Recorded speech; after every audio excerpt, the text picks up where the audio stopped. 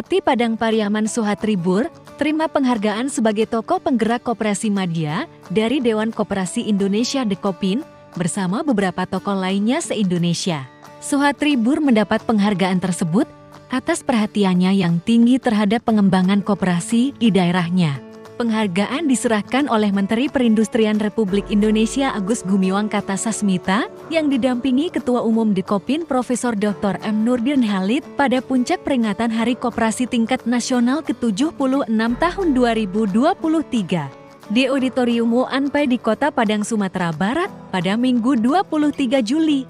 Raihan penghargaan ini juga sejalan dengan capaian pertumbuhan ekonomi Kabupaten Padang Pariaman menjadi yang tertinggi secara nasional pada tahun 2022 lalu.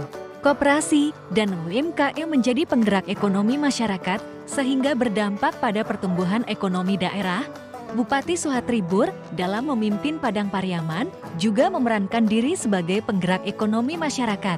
Dia adalah kepala daerah yang sangat berkomitmen untuk mensejahterakan masyarakatnya melalui gerakan koperasi dan pemberdayaan UMKM.